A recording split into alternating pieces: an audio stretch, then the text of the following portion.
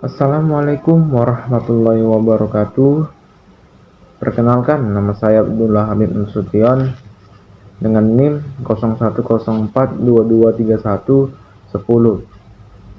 Saya berasal dari jurusan Manajemen Dakwah, Fakultas Dakwah dan Komunikasi.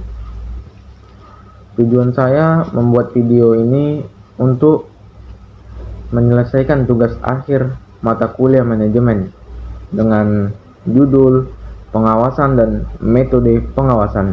Pengawasan atau dalam kata lainnya controlling, evaluasi, apresiasi, dan koreksi.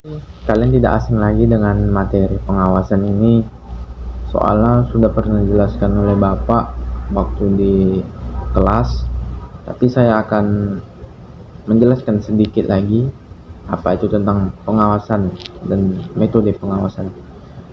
Definisi pengawasan: proses untuk menjamin bahwa tujuan-tujuan organisasi dan manajemen tercapai. Itulah definisi pengawasan.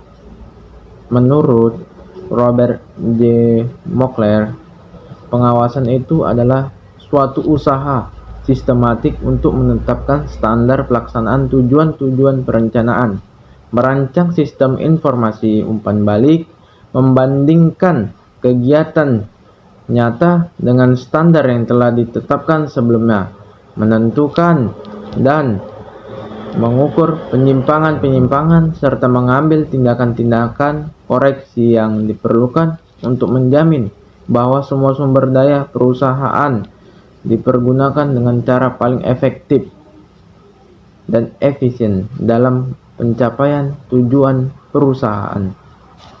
Pun tipe-tipe pengawasan dibagi menjadi 3: kegiatan belum dilaksanakan atau feed forward control, dan kegiatan sedang dilaksanakan atau concurrent control, dan kegiatan telah dilaksanakan atau feedback control. Adapun kegiatan belum dilaksanakan itu adalah dirancang untuk mengantisipasi masalah-masalah penyimpangan dari standar atau tujuan, memungkinkan koreksi dibuat sebelum suatu tahap kegiatan tertentu. Efektif bila manajer mampu mendapatkan informasi akurat dan tepat tentang lingkungan perkembangan tujuan tersebut. Dan kegiatan sedang dilaksanakan atau concurrent control itu merupakan proses di mana aspek tertentu di suatu prosedur harus disetujui dulu, atau syarat tertentu harus dipenuhi dulu sebelum kegiatan bisa dilanjutkan. Dan kegiatan telah dilaksanakan atau feedback control, yaitu pengawasan ini mengukur hasil-hasil dari suatu kegiatan yang telah diselesaikan. Sebab penyimpangan dari rencana atau standar tertentu, penemuan-penemuan diterapkan untuk kegiatan serupa di masa yang akan datang. Kita lanjut ke slide berikutnya, yaitu tentang tahap-tahap dalam proses pengawasan. Di sini ada tabel yang dapat kita lihat bersama tentang tahap-tahap dalam proses pengawasan.